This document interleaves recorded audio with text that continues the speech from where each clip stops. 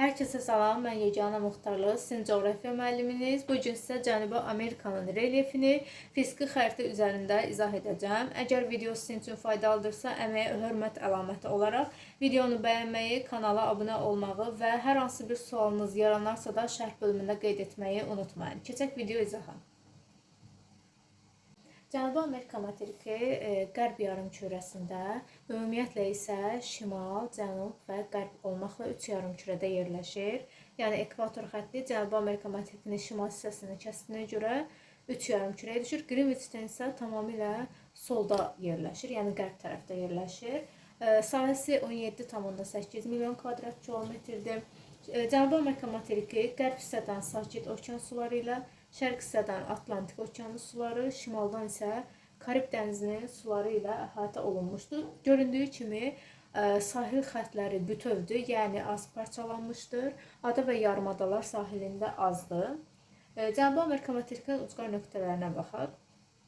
Şimalda Galyenas burnu, cənubda Frovert burnu, şərqdə Ras Xafun burnu, qərb hissədə isə Parinias burnu yerləşir. Ucqar nöqtələri, deməli, şimaldakı Galyenas ucqar nöqtəsi Kolumbiya ərazisində, sub-ekvatorial iqlim qurşağında və dəyişkən savanna, daha doğrusu təbii zonasında yerləşir. Cənub ucqar nöqtəsi Frovert burnu isə Çilinin ərazisində, mülayimin kontinental iqlim tipində və qarışıq meşələr təbii zonasında yerləşir. Şərqdəki ucqar nöqtəsi Cabo Branco Braziliyanın ərazisində yerləşir. Cabo Branco tropik dəniz iqlimindədir və dəyişkən rütubətli meşələr təbii zonasında yerləşir. Qərbdəki ucqar nöqtəsi Parinias burnu isə Perunun ərazisində tropik səhra tipində, yəni iqlim tipində, təbii zona olaraq isə səhra təbii zonasında yerləşir. Daha sonra Cənubi Amerika relyefindən ümumi olaraq qeyd edə bilərik ki, Şimali Amerika relyefi ilə oxşardır, yəni relyef cəhətdən ki, Cənubi Amerikada Şimali Amerika kimi qərb hissəsi geosinklinal, şərq hissəsi isə platforma üzərində yerləşir. Şərq hissədən başlayaq. Cənubi Amerikanın şərq hissəsində əsasən platforma, Cənubi Amerika platforması üzərində yerləşdiyinə görə şərqisi əsasən düzənliklərdən, yaylalardan və platolardan təşkil olunmuşdur. Şimaldan cənuba doğru baxan hansı düzənliklər var? Orinoco ovalığı, Gviana yaylası, Amazon ovalığı, Braziliya yaylası, La Plata ovalığı və Patagoniya yaylası yerləşir. Ərazisində yerləşən Orinoco ovalığı, Amazon ovalığı və La Plata ovalığı sineklizdə, yəni əyilmədə, platformanın əyilməsindədir. Gviana yaylası, Braziliya yaylası və Patagoniya yaylası isə anteklizdə yerləşir. Həmçinin onu qeyd edə bilərik ki, buradakı akkumulyativ düzənliklər, yəni ovalıqlar, məsələn, Orinoco ovalığı Orinoco çayının, Amazon ovalığı Amazon çayı və qollarının, La Plata ovalığı isə Parana, Paragvay və Uruguay çayının gətirdiyi çöküntülərdən yaranan alluvial mənşəli düzənliklərdir. Onu da qeyd edə bilərik. Orinoco ovalığı neft və qaz ehtiyatı ilə zəngindir. Qeyd edə bilərik. Daha sonra burada Braziliya yaylasıdır, Gviana yaylasıdır. Qədim dağların qalıqları hesab olunurlar və yayla olduqlarına görə denudasyon mənşəlidirlər.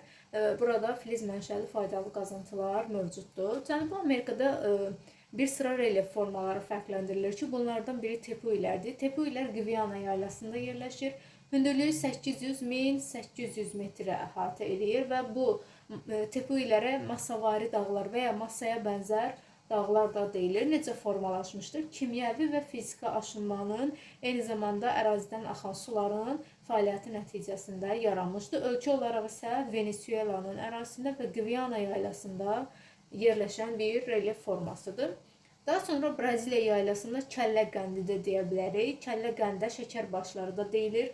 Braziliyanın Rio de Janeiro şəhərində formalaşan bir relyef formasıdır. Hündürlüyü 300 metrdir ki, burada həmin kəllə qəndin zirvəsinə kanat yolu da çəkilmişdir. Hansı ki, bu kanat yolu da bura gələn turistlərin diqqətini özünə cəlb edir. Bundan başqa qeyd edə bilərik, Cənubi Amerikanın ən alçaq nöqtəsi, yəni hündürlüyünə görə Salinas Çukas çökəkliyidir, yəni Salinas Çukas gölüdür. O da Valdes yarımadasında yerləşir. -40 metrdir. Materikin ən alçaq nöqtəsi hesab olunur. Sonra materikin qərb hissəsinə baxaq. Cənubi Amerika materikinin qərb hissəsinin relyefinə baxaq. Qərb hissə Sakit Okeanın sahilində subduksiya zonasındadır və tamamilə geosenkronaldır.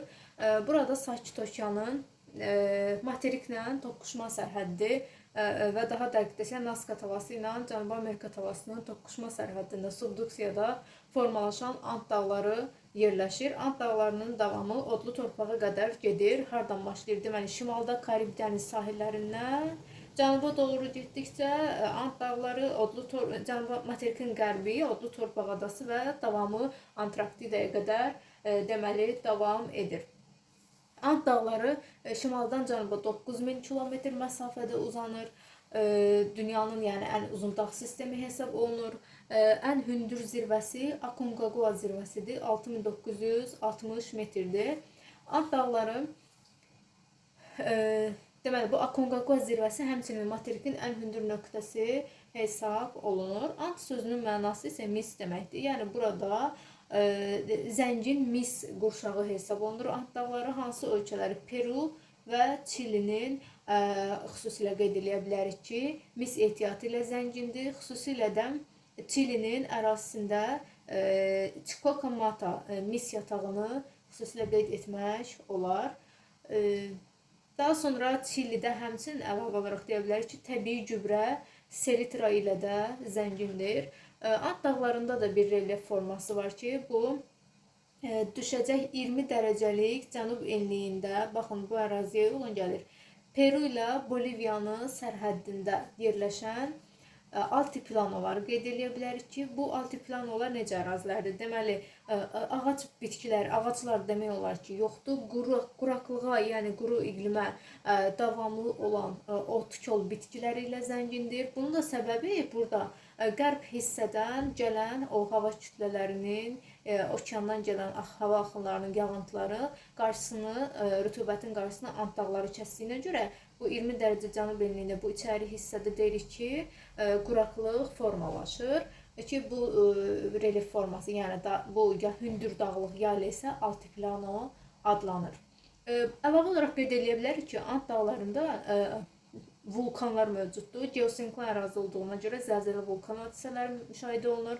Hansı vulkanlar mövcuddur? Gəlin baxaq. Ruiz vulkanı, daha sonra Cotopaxi vulkanı, aktiv vulkanları, Chimborazo vulkanı. Chimborazo deməli dünyanın ən hündür sönmüş vulkanıdır. Ant dağlarında yerləşir. Daha sonra buradan qeyd edə bilərik San Pedro vulkanı, Llullaillaco vulkanı və Ojos de Salado vulkanlarını demək olar. Llullaillaco vulkanı isə 6723 metr olmaqla dünyanın ən hündür fəaliyyətdə olan vulkanıdır. Deməli, Cənubi Amerikada Ant dağlarında həm dünyanın ən hündür sönmüş vulkanı var 6310 metr, həm dünyanın ən hündür fəaliyyətdə olan vulkanı var, o da Llullaillaco vulkanıdır. Cənubi Amerikanın relyefinin izahı bu qədər.